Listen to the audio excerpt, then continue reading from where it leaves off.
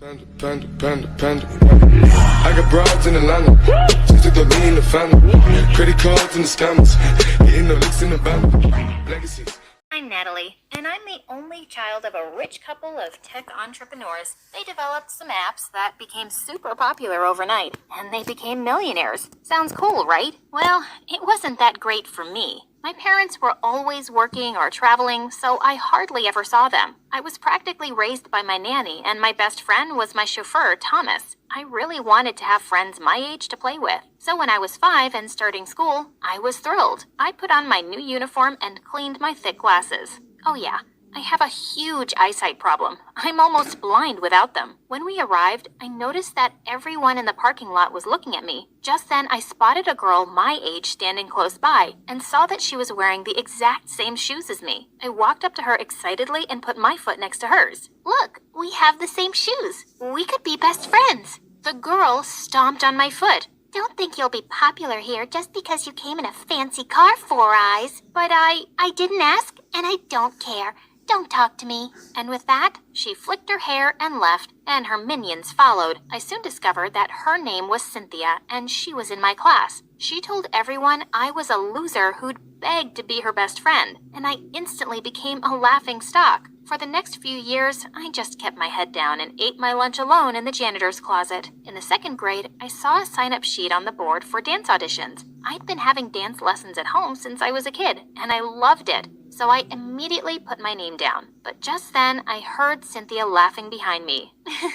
There's no place for you here. Only talented dancers can join the class. The ones who don't wear stupid glasses. I was so tired of her walking all over me. I am a talented dancer. You don't get to decide what my place is. With that heavy equipment in front of your eyes? I don't think so. That joke about my glasses is now older than my grandma. And I'm bored. Come up with something better already. Her eyes went wide in surprise, and I walked off feeling proud of myself. Maybe she'd let me be now, but I was so wrong. On the day of the audition, she got to dance first. She wasn't bad, but I was better. But when she finished dancing, all the judges got up and clapped for her. Immediately, a woman in the jury said, "That was brilliant. We have the person here for the lead role." Wait, what? I climbed onto the stage immediately. Excuse me, ma'am, but she was only the first dancer. You haven't even seen the rest yet. The woman looked at me with disgust. I can tell simply by looking at someone if they're talented, and you are not. Someone take her away, please. Next. That was so unfair. After the audition, I saw Cynthia hugging that woman and calling her mom. Now it made sense why the judge was so nasty. Well, I couldn't even do the one thing I loved, and Cynthia still kept making my life miserable over the next few years. She spread a rumor that I had a contagious eye disease, and anyone who hung out with me would go blind, and everyone actually believed her. Another time, I'd taken my glasses off during an exam to clean them, and I didn't notice her slipping a cheat sheet on my desk.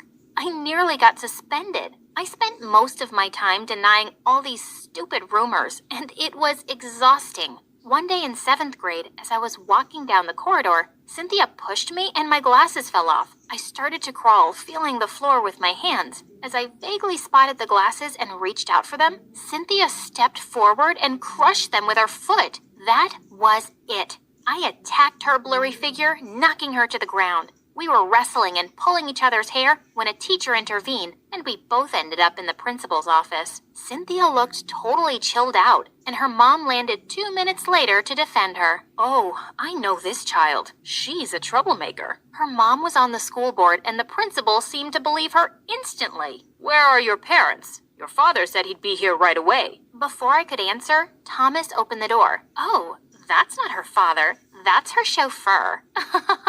Clearly, she's not on her parents' priority list. They sent the chauffeur to deal with her. I blinked away my tears furiously and ran off to the empty school auditorium, one of my usual hiding spots. I put on my headphones and started dancing in the dark. It was the only thing that kept me sane. When I finished, I heard someone clapping. As I looked towards the audience, I saw a boy sitting in the dark. It was Clayton. Clayton was popular and hot, and every girl in school wanted to date him, including Cynthia. And that was reason enough for me to stay away from him. What do you want?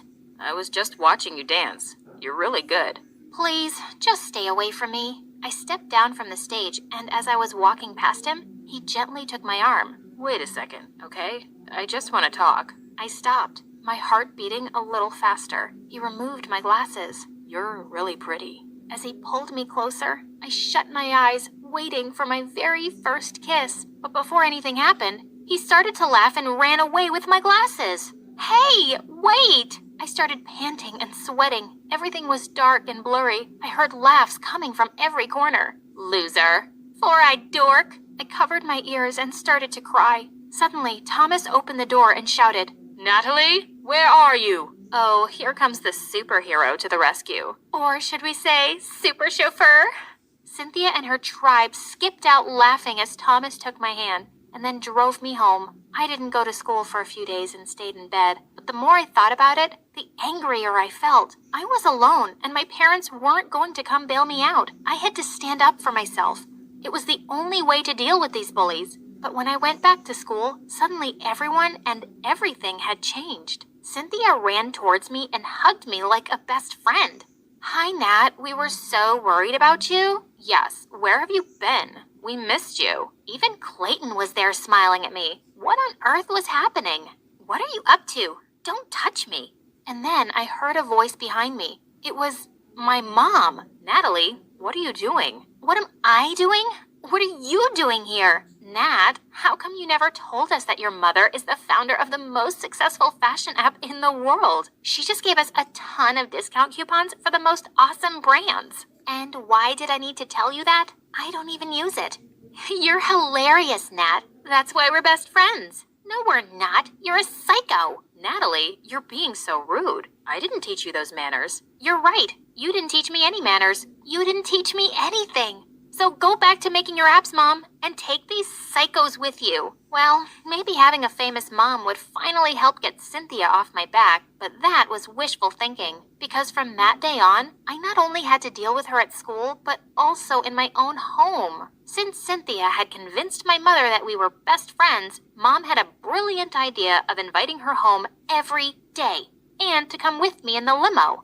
Cynthia and her minions were really enjoying the limo ride, touching every button. Knock it off, you're going to break something. Poor Four Eyes. Her mom likes me more than she likes her. Ugh, I wanted to punch her stupid face. This went on for weeks, but one day, just when I was at the edge of losing my mind, something unexpected happened. As I was coming out of class, I saw Cynthia and her mom arguing. You need to train for nationals, Cynthia. You seem really distracted. Don't worry, Mom. I'm practicing at the studio every day. I know how important the competition is. Okay, just checking. You have to win every competition to get a university scholarship. Your stupid father has left me with no money, and you have to go to Juilliard. It's important for my reputation. I know, Mom. I realized Cynthia had been lying to her mom about going for practice because she was always at my place. Now was my chance to get rid of her once and for all. That afternoon, when Cynthia was at my place as usual, I stole her cell phone, took her mom's number, and called her, acting as a secretary from the dance studio. Hi, I wanted to tell you that your daughter had an accident at the studio and you're her emergency contact. Can you please come over immediately? Oh my God, is she okay? Yes, she's fine, but she's asking for you. I'm sending you the address. I'll be right there. Okay, that was a bit dramatic, I know. When I heard a car screech to a halt outside my house, I went running out. Cynthia's mom was shocked to see me. You? What is this? Some kind of prank? Oh, no, please believe me. You have to come see Cynthia. As her mom looked at me suspiciously, I led her to my bedroom where Cynthia and her minions were reading magazines lying on my bed. Gosh, I think I'll just run away and become a teen model. Or marry some rich billionaire. I don't want to dance and go to stupid college. Mom is really annoying. No wonder Dad left her. You ungrateful brat. Mom, I was just kidding. Shut up. You're coming with me right now. You're grounded for life. She took Cynthia by the ear, like a 5-year-old rascal caught doing something bad by her mommy. It was heaven, and I'd been recording the whole thing on my phone. It was an Oscar-worthy film I could watch on repeat, and then I shared it with the whole school. By the next day, Cynthia was the laughing stock, and that was the end of her popularity. But when I got home that day, Mom was waiting for me with her phone in her hand. You made this and circulated it everywhere? How could you do this to that nice girl? You're a terrible person.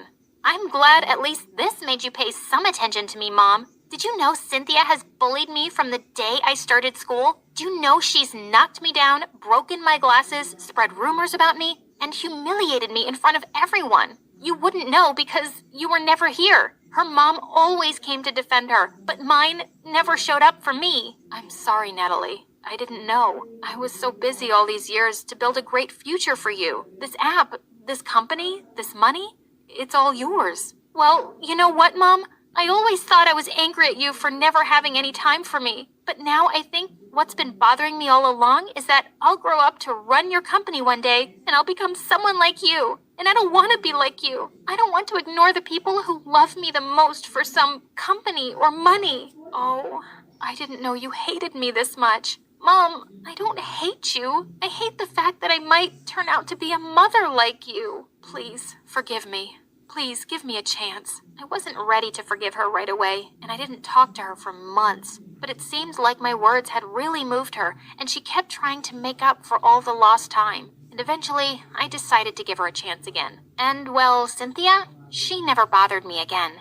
She was now a prisoner of her mother, who didn't take her eyes off her and forced her to dance every